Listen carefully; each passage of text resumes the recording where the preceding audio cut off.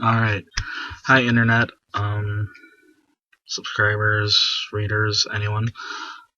And SourceFed viewers. I am participating in the Netflix movie of the week kind of dealy that they're doing. And this week was Starship Troopers. I've never seen this movie before, which was surprising to me, so I was really excited to see it. And I mean, I knew a little bit of the casting. I obviously knew that Neil Patrick Harris was in it, so that was very exciting for me because I'm a big fan of him. And I knew Denise Richards was in it, so I thought that could be cool. I mean, she's fun to look at. But I wasn't really sure what the tone of the movie was supposed to be, so I wasn't sure what I was getting into when it started.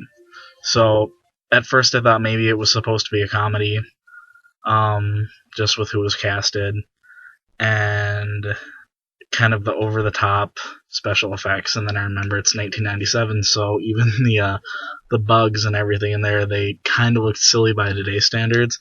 But I mean, at the same time, years before, we've had movies with much more serious-looking aliens, like Aliens, the Terminator 2s. I mean, this wasn't a James Cameron movie, so can't really expect it to be anything more than crazy, moderately good stuff. But I think that the style of the CG that was used worked well with the movie. And I mean, I'm a big Doctor Who fan, so I'm not gonna cut down on them for how they used their money to make the CG work for them in their movie. I thought it was pretty wonderful once I got past the idea that, I mean, what am I trying to say? Once I realized what kind of movie it was, it made more sense to me, and I liked it. I liked the use of propaganda. It felt like it had a feeling of a movie that was post World War II, pre-Vietnam, all that kind of stuff. That gung-ho America kind of feel to it. If you're a fan of the Fallout series, I felt a lot of that kind of feeling of the kind of nuclear America throughout the whole movie. I liked how the kind of the honor that was respected in the militant kind of side of things. I thought it was all used pretty well. I took a bunch of notes for it and everything. I've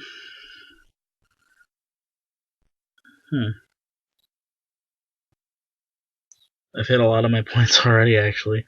I liked a lot of the themes that they used, though. I felt, besides Fallout 1984, I've always confused this movie with Galaxy Quest, so whenever they'd get a quip of something funny, I would think of that.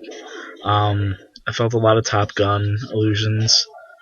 Star Wars felt kind of cool being implemented in there, and it's definite that this movie's even inspired other movies and genres and spin-offs and kind of happy things. I mean, I can't believe that there were 3 of these. So, cool beans that they were actually able to do that. Also, the whole movie feels like the 90s. I mean, aside from everything else that I pointed out, it's like a blanket of 1999. Covering everything. It's like this expectation of what the millennium was going to be. Especially with the attire they had. But like even when they were playing the football game, just the silliness of their clothing and everything was just like very 90s and very cool. I dig color and stuff, so I feel safe when I think of the 90s. It's weird, but Pogs, Pokemon, Game Boys, and Doogie Howser. So I mean, stuff got real really quick about halfway through the movie. Like, the whole beginning of the movie was kind of like, I was on the fence because I wasn't sure how I was supposed to feel about the movie or what to expect. So it was all kind of like learning, getting everything, and they build the characters well, the main characters at least. And the story's likable. I liked how we had kind of that three dynamic that's very strong in many movies, along with lots of good supporting characters. Specifically, Ace, he was really fun to watch, and that kind of brought the Top Gun kind of stuff to mind for me at least. And that little competition they have trying to best each other felt cool to see Rico, that character, kind of changes priorities as he goes on because he wants to be the best, but he's doing it for Denise Richards' character, and then he starts to like a different girl after she totally dumps him to be with that other dude. And I'm sorry if I'm spoiling any of this, but whatever. It's on Netflix. Watch it. It's worth the 2 hours. Let's see what else. I wonder what kind of year, like how far into the future was it supposed to emulate? I wonder. I don't think it was established, but it might have been.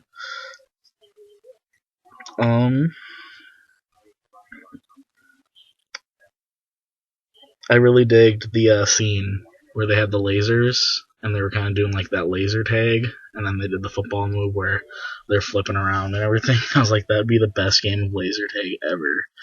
I mean, how close are we to doing that with laser tag? Because that would be really fun. Oh, tits. There's tits in the movie. I like titties.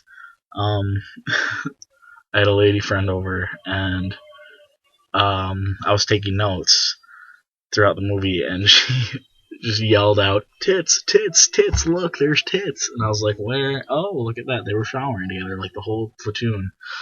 And I was laughing that she was just like super duper excited that there was boobs, and yeah, hooray titties.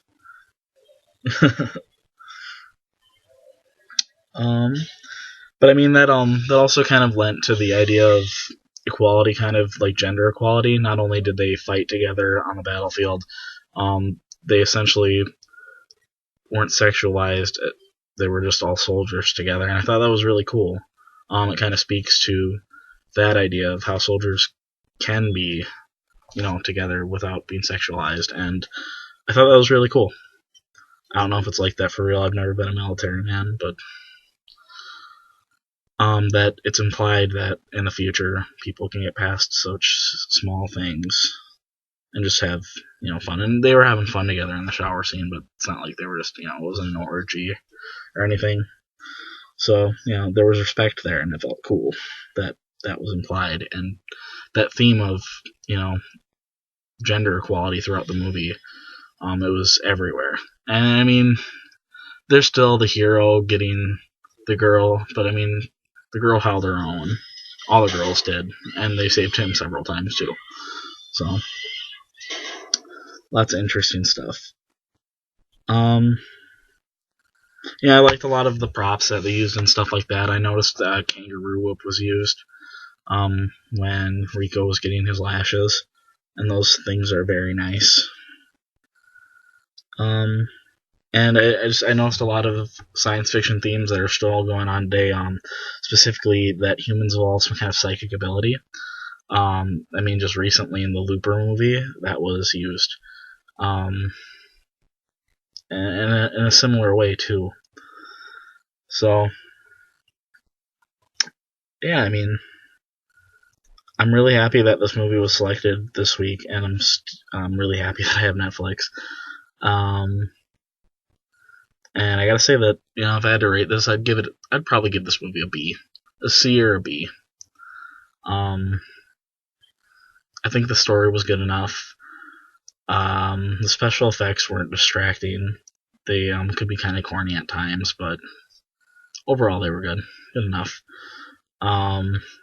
It was really cliche, a lot of it, but cliche works sometimes, and I think that it was presented in a way that the cliche worked. I liked that.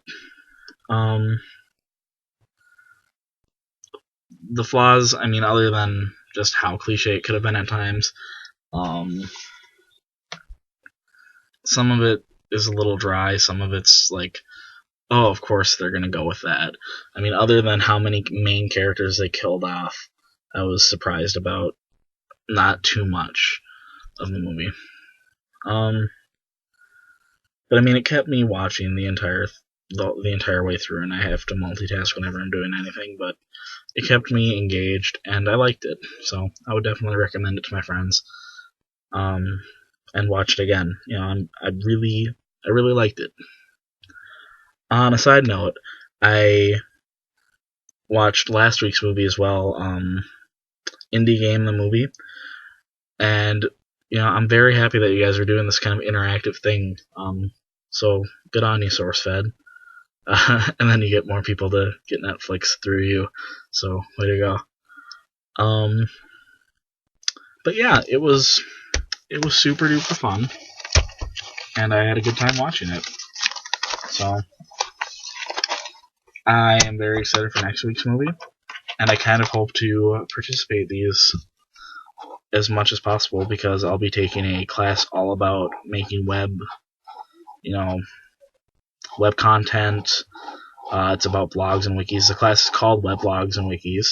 I'm taking it at Bemidji State University, and I'm very excited for it because all my classes this semester went horribly. So I feel like if I'm actually interested in a class, I'll do better in it, and I'm very interested in this. And I mean, I would love to use SourceFed in my papers because of just how big it's gotten. Especially, that Philip DeFranco and all of you guys just do so good every week. So I followed you all on Twitter, and it's been a really cool experience seeing this all grow and become what it is. And I hope that it just keeps growing because it's kind of inspiring to see what our generation can do with our means of communications and kind of what we've done so far. And I think SourceFed is just one of the best examples of what a hobby can become. And if you can't tell, I'm coloring right now. I'm just getting my little handle here so everybody can see it. Hopefully that's big enough. Not too saturated. That's me. Follow me on Twitter. You can subscribe to my channel because I hope to do more of these. And I hope to have more nice things to say next week about whatever movie we're doing next week. So, it's been fun. Maybe someday I'll even edit these and make them really pretty for everybody who watches them. Have a good weekend.